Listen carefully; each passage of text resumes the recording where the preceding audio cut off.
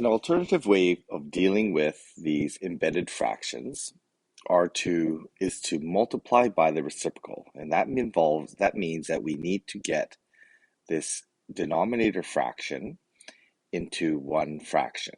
Okay, so we need to express that as one fraction, and again we need to also do that for the numerator. So we're going to again first start off by stating the original restriction. So we have a restriction here based on that divide. So we're going to state that restriction as x not equal to 1. So in this case, before we multiplied through by x minus 1, in this case we're going to do something slightly different. We're going to make the numerator fraction into one fraction. To do that, we need a common denominator. So I'm going to multiply the top by x minus 1 and the bottom by x minus 1 to get the common denominator there. And then I'm going to do the same here. I'm going to multiply the bottom and top by x minus 1 and x minus 1.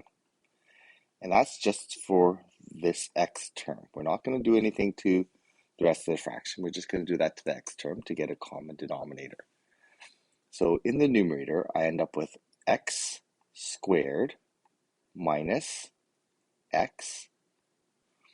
Okay, and I'm just going to highlight where that came from. So this is going to end up being this fraction here. And that's over denominator of x minus 1 minus 4 over x minus 1. Okay, that's all over the main divisor now. And I'm going to do the same in the bottom. I'm going to end up with x squared minus x.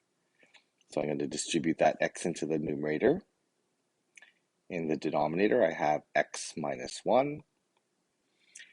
And just to highlight again where that came from, this portion here is going to give us this fraction there. So then we have plus 6 over x minus 1. So now in the numerator and denominator, I have a common denominator, so it's going to express it like this.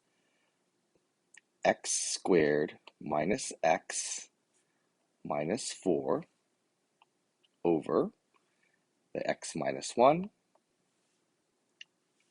Put a main divisor here, and just so that you guys can see that this is this line, main divisor, and this main divisor go together. And then in the denominator, I can add those terms in the denominator, x squared minus x plus 6 all over x minus 1. Okay, so now I have a fraction divided by a fraction. So I'm going to do this problem as multiplying by the reciprocal. And before I do that, I need to make sure that I recognize that this is a divisor. Actually, I'll do that different color. That this is a divisor, and it's going to generate, that's going to generate restrictions. I just need to make sure I account for that. So I'm going to rewrite this as x squared minus x minus 4 over x minus 1. And instead of dividing, I'm going to now multiply by the reciprocal. So the reciprocal is going to now be x minus 1 over the x squared minus x plus 6. Okay, and then just remembering that that needs to have a restriction. So now I can factor and state restrictions and simplify this. So I'm going to factor the numerator. This becomes x squared minus x minus 4. It does not factor. There's no two numbers that multiply to 4 and have a difference of 1. Then we have an x minus 1 here, which is going to cancel with the x minus 1 up top there. Okay, so these factors will cancel.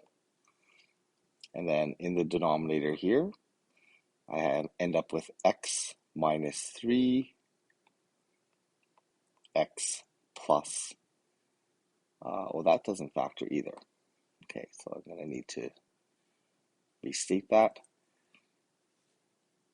So we're going to end up with x squared minus x plus 6. Okay, that does not have any zeros, so we don't have to worry about the restrictions on that. And then now we can start canceling out. Okay, so we're going to cancel those out, and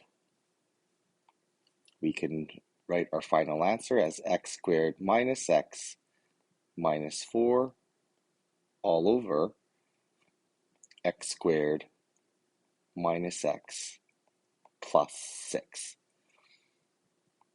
That represents our final answer. Now, if you're not sure about this particular denominator here, you could state this as x squared minus x plus 6 is not equal to 0. Okay, and since it's not factorable, you can just leave it like that. However, if we test this with a discriminant, this one does not actually have a 0. It never crosses 0.